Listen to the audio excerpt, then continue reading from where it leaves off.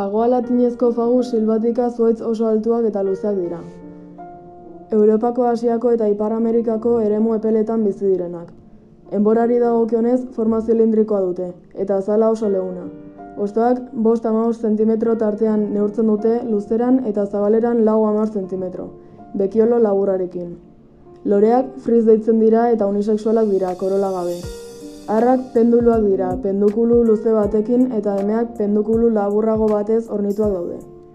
Hauek udaberrian ateratzen dira eta haizearekin polinizatzen dira.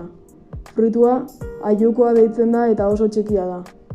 Piramide formako bi hazi ditu, kupula itxi batean bilduta, jan daiteke baino oso mingotsa da.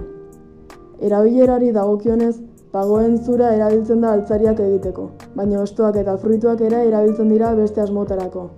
250 urte bizi irauten dute, baina batzuetan 500 urtera iritsi daiteke.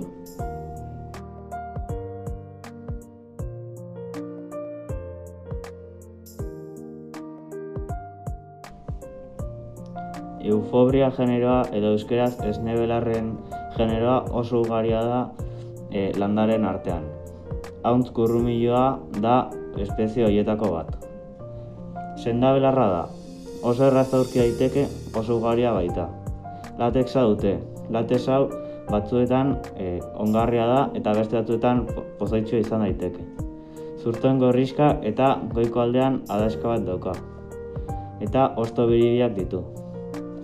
Esnebelarren latexa azaleko garatxoak eta maskurak kentzeko erabiltzen da. Esnebelar hau prestatzeko landare hartu eta bere esne zuria erabiltzen da zuzenean, karexa edo gogorduraren gainean.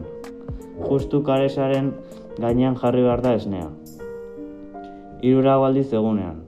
Bestela ere, esne hori eta ozpina erdibanan naztuta jar daiteke zapi txiki edo algadoia bustita.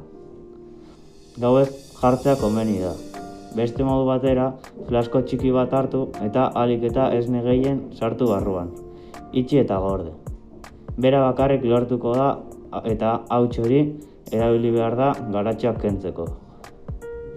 Errezeta hau egiten bada, jakin behar duzu esne horrek begiak erretzen dituela eta kaltegarria dela begientzat. Espezie honen bitxikeriak eufobria generoa fanerogamoen artean konplexu eta handienetako bat dela da, eta botanikari askok alferrikako ahaleginak egin dituzte genero hori txikiagoetan banatzeko.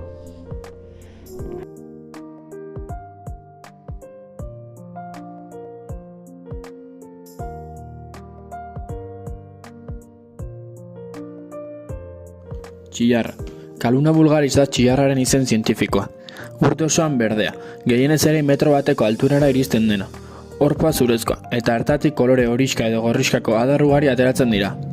Arizpiak arroxa kolorikoak dira, marroiska koloriko antenekin. Punta zorrotzeko teka dituzte, eta bulutegia gorriska. Estiloa luze eta mea, eta estigma loditua. Fritua iletsua, nahiko txikia, lauzatetan irekitzen dena. Hazi ugari ditu bere barruan. Nagusiki sexualki ugaltzen da, hazien bidez. Hauek denbora luzez iraun dezakete bideragarri luzorruan, batzuetan 100 urtez. Maiatza eta iraia bitartean loratzen da, eta fruituak ekainetik urrira bitartean helduei dira, baina batzuetan urte osoan ikus daitezke loretan. Haziak haizearen edota animalien bitartez akabanatzen dira. Asexualki ere ugaldu daiteke, lurzoruarekin kontaktuen dauden adarrak sustraitzen albaitira. Europako zatirik handienean kokatzen da, baita Afrikako ipar-mendebaldean eta Anatolian. Euskal Herrian itsaismailatik mendi garaietaraino edaturi dago. Bitxikeri bezala txillarraren eztia hartu kontuan propietate asko dituelako. Urduritasuna gutxitzeko balio du, sedante moduko eragina sortzen duelako. Oinan erredurak edo zaudiak izan ez gero, krema topiko bikaina da.